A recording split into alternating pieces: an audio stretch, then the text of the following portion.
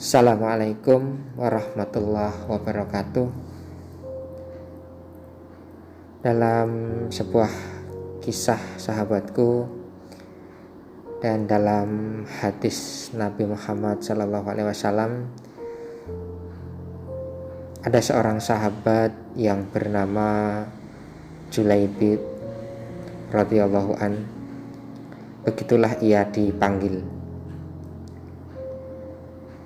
Namanya menunjukkan kalau ciri fisiknya yang kerdil dan pendek. Nama Julaibib ini pun tak biasa dan tidak lengkap. Nama ini bukan ia sendiri yang menghendaki, bukan pula orang tuanya, karena Julaibib hadir ke dunia tanpa mengetahui siapa ayah dan bundanya. Demikian pula orang-orang semua tidak tahu atau tidak mau tahu tentang nasab Julaibib. Bagi masyarakat Madinah, tidak bernasab dan tidak bersuku merupakan aib yang besar.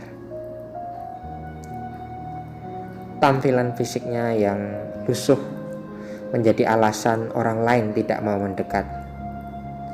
Wajahnya terkesan sangar, pendek, bunguk, hitam dan fakir. Pakaiannya pun lusuh dan penuh dengan kehinaan. Tiada rumah untuk berteduh sahabatku. Tidur hanya berbantalkan tangan, berkasurkan pasir dan kerikil. Tak ada perabotan, bahkan minum pun hanya dari kolam umum yang diambil dengan telapak tangan. Seorang pemimpin Bani Aslam, Arbu Barsah, sampai melarang orang-orang di sekitarnya untuk tidak mendekati Julaibib karena kehinaan yang ada pada diri Julaibib itu sendiri.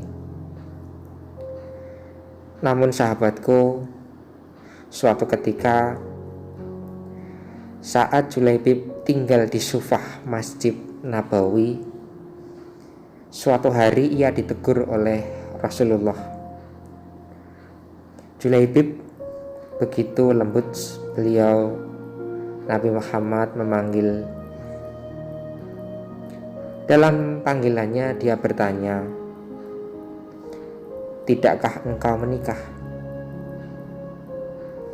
Apa jawab Julaibib sahabatku? "Siapakah orangnya yang mau menikahkan putrinya dengan diriku ini ya Rasulullah?" kata Julaibib tersenyum. Tak ada kesan menyesali diri sahabatku, dan tak ada kesan menyalahkan takdirnya. Kata-kata yang keluar dari mukanya pun begitu tulus, dan itu membuat Rasulullah tersenyum. Suatu hari ketika bertemu kembali dengan Julaibib, Rasulullah kembali menanyakan hal yang sama. "Julaibib, tidakkah engkau menikah?" Dan Julaibib pun menjawab dengan jawaban yang sama. Begitu. 3 kali, 3 hari berturut-turut jawaban Julaibib sama. Pada hari ketika itulah Rasulullah memegang lengan Julaibib dan membawanya ke salah satu pemimpin Ansor. Kata Rasulullah, "Aku ingin menikahkan putri kalian kepada pemilik rumah." Betapa indahnya dan betapa berkahnya. Demikian respon pemilik rumah dengan wajah berseri-seri, mengira bahwa sang nabilah calon menantunya. "Oh ya Rasulullah, ini sungguh akan menjadi cahaya yang menyingkirkan temaram di rumah kami. Tetapi bukan untukku," kata Rasulullah. "Kupinang putri kalian untuk Julaibib," tegas Rasulullah. Julaibib nyaris terpekik ayah sang gadis itu. Iya, Julaibib, kata Rasulullah.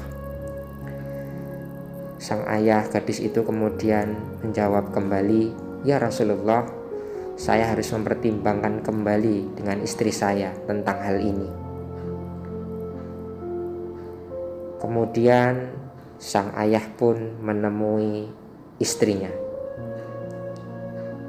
Ketika ia menyampaikan maksud Rasulullah, sang istri mengatakan, dengan Julaibib, bagaimana bisa?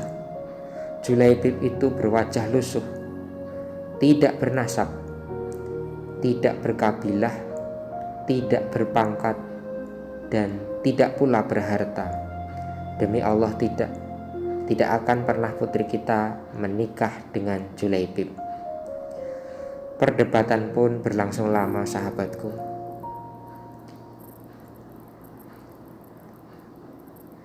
Sang putri dari keluarga Ansor itu kemudian mendatangi ayah dan bundanya sambil berkata dan bertanya, apakah ayah ibu hendak menolak permintaan Rasulullah? Demi Allah, kirim aku padanya. Dan demi Allah, karena Rasulullah yang meminta, maka tiada akan membawa kehancuran dan kerugian bagiku, kata sang gadis. Sang gadis solehah itu lalu membaca ayat yang artinya, dan tidaklah patut bagi lelaki beriman dan perempuan beriman apabila Allah dan Rasul-Nya telah menetapkan suatu ketetapan, akan ada bagi mereka pilihan lain tentang urusan mereka, dan barang siapa mendurhakai Allah dan Rasul-Nya, maka sungguhlah dia telah tersesat, sesat yang nyata. Itu sahabatku, kata sang gadis. Akhirnya sang gadis pun dinikahkan dengan Julaibib. Dan tahukah kalian sahabat-sahabatku semuanya, doa Rasulullah untuk Julaibib dan istrinya? Ya Allah, limpahkanlah kebaikan atasnya dalam kelimpahan yang penuh berkah. Jangan kau jadikan hidupnya payah dan bermasalah. Itulah doa terindah Rasulullah saat itu, sahabatku. Maka benarlah doa Nabi Muhammad SAW. Tak lama kemudian Allah karuniakan jalan keluar baginya. Kebersamaan di dunia ternyata tidak ditakdirkan terlalu lama. Meski di dunia sang istrinya solehah, tapi bidadari telah terlampau lama merindukannya di surga. Julaibib lebih pantas menghuni surga daripada dunia yang tak pernah bersahabat dengannya. Saat syahid di medan perang, Rasulullah begitu kehilangan.